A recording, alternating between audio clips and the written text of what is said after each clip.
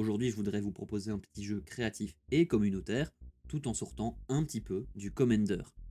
Même si je sais que depuis le début de ma chaîne, on ne parle que de ça. Le tout en vous demandant dans les commentaires vos avis et créations. Bref, en me baladant sur Reddit, j'ai vu un gars qui posait une question. Quel est le deck de 60 cartes le plus fort? Et comme lui, mais je suppose comme vous aussi, je me suis toujours posé la question.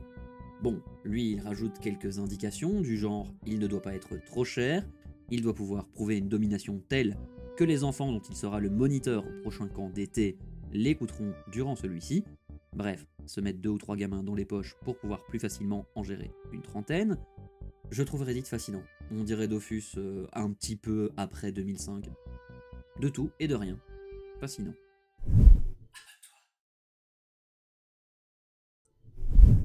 Bref, comme lui, je vais m'en tenir à un certain budget, parce qu'en dehors de ça, faut se dire que si on devait jouer notre deck avec toute la puissance du monde, on y jouerait probablement tout le Power 9, et ce, en multiples exemplaires, puisqu'on n'y serait pas limité à un seul. Ce qui, il faut le dire, nous rapproche grandement d'un deck complet. Et puisqu'on parle de puissance infinie, je voudrais vous parler de la signification de Casu dans MTG, parce qu'elle est loin d'être tout à fait similaire à celle d'autres jeux. La signification de casu dans MTG, ça veut juste dire que c'est un format cool, un format souvent chill à jouer, un format où les gens qui le jouent ne regardent pas si la carte est bannie ou restreinte dans une autre façon de jouer. Ils ont juste vu une carte, ils la trouvent forte et ils veulent la jouer. Dans un format qui n'est joué nulle part en tournoi et qui n'est donc pas régulé, qui se joue forcément dans une cuisine ou dans une salle à manger, et ce, entre amis. Le truc c'est qu'entre amis, si tout le monde est d'accord, vous pouvez faire n'importe quoi. Pas sûr de cette phrase, on va la recommencer. Le truc c'est qu'entre amis, vous pouvez jouer n'importe quel type de carte si tout le monde est d'accord avec votre deck. Alors ma question c'est quel est le deck de l'octogone sans règles? Quel est le meilleur deck pour gagner une partie sans sideboard, et ce, le plus vite possible? Et c'est à ça qu'on va tenter de répondre ensemble. Parce que oui, il doit y avoir des decks bien meilleurs et plus rapides, d'où le fait de vous demander vos avis et créations dans les commentaires. Au début, en me basant sur ce que j'ai pu trouver, le deck le plus rapide et consistant sans banlist, c'est des decks Storm. Sauf que globalement, si j'étais un gamin en stage d'été, je serais pas spécialement impressionné par un gars qui aligne tous ses cailloux, et ce pendant une demi-heure, pour me faire revenir dans le temps, et au final me lancer un gros sort qui annoncera la fin de ma vie. Bref, un deck Storm sans banlist et sans carte restreinte, ça jouerait probablement un max du Power 9, et voire même Contract from Below pour piocher un peu plus. Et comme je le disais, ça m'intéresse peu, parce que sans le Power 9 dans le deck, c'est plus du tout la même histoire. Le deck devient plus lent et bancal, arrêtable plus facilement, bref, il n'y a plus trop de raisons de le jouer. Sauf que, heureusement pour moi, la personne qui avait créé ce deck avait fait pas mal de Goldfish, et il a trouvé des choses intéressantes du côté des gobelins.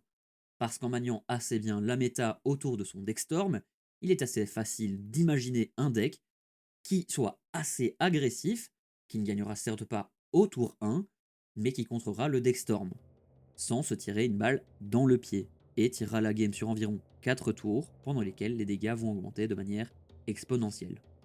Bien sûr, lors d'un camp d'été, il y a peu de chances que vous rencontriez un tas de Mox, donc nous, on peut s'inspirer de ce deck, mais le remanier, pour essayer de regagner la vitesse que l'on va perdre en retirant des cartes comme les Lotus et la Mox Ruby. On retirera aussi Steen Scourger, qui est parfait en vintage, mais pas intéressant si on veut juste taper plus vite que tout le monde. D'ailleurs, dans la même optique, dans un camp de vacances, il y a peu de joueurs bleus. Donc on va retirer un des deux blasts au choix, parce qu'on n'aura pas besoin d'autant de contre-sorts. On va aussi retirer l'Eleline et le Calice, servant à arrêter les Mox et les récursions. Pour ajouter d'autres moyens de rampe et remplacer donc les Mox et Lotus, on jouera Lotus Pétale en 2 exemplaires. Il nous rajoutera le mana nécessaire, mais toujours pas autant qu'un Lotus complet. Pour la Mox, on peut le remplacer par toutes sortes de Mox, mais malheureusement, le fait d'être joué avec le Lotus Pétale ne sera pas génialissime pour Moxopole, et le fait d'être joué dans un deck mono rouge sera une balle dans le pied pour Chrome Mox, puisque les decks mono rouges sont agressifs, et que commencer avec une carte en moins sera peut-être trop punitif.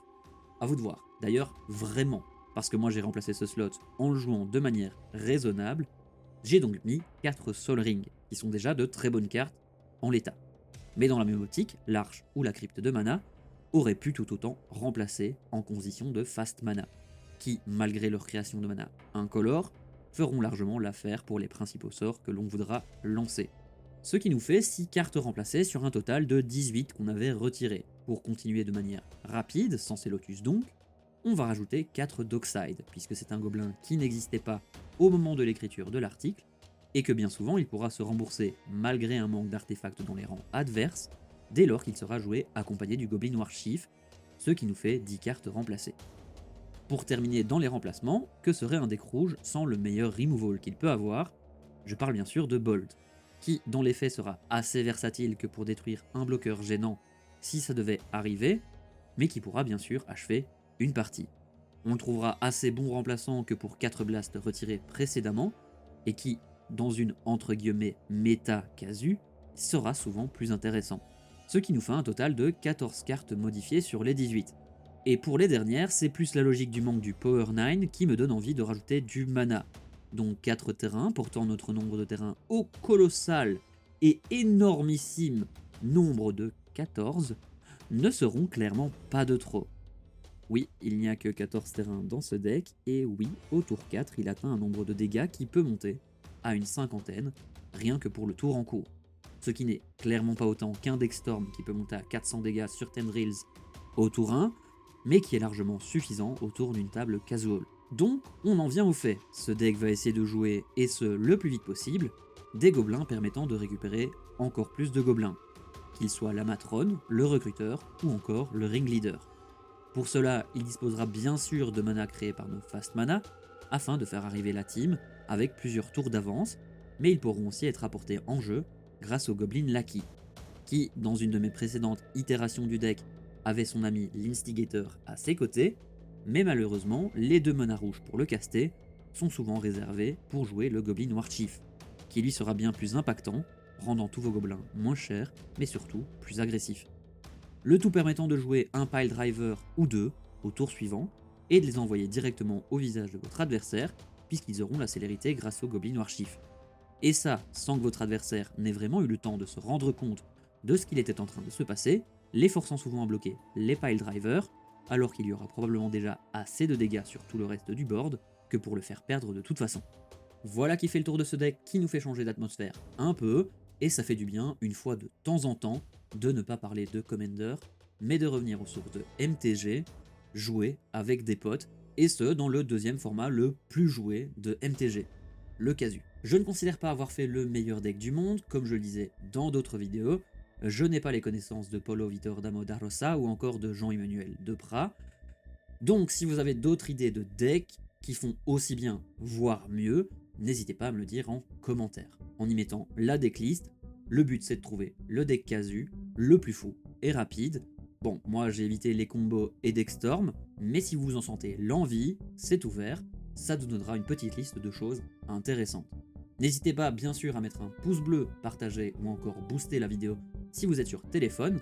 Nous, on se retrouve les mardis, jeudis et vendredis à 21h15 sur la chaîne Twitch ADCisco, dispo en description, mais on se retrouve bien sûr dimanche prochain pour une nouvelle vidéo. En attendant, prenez soin de vous. Merci d'avoir regardé la vidéo, n'hésite pas à laisser un like et un commentaire, et surtout à t'abonner si tu ne l'es pas.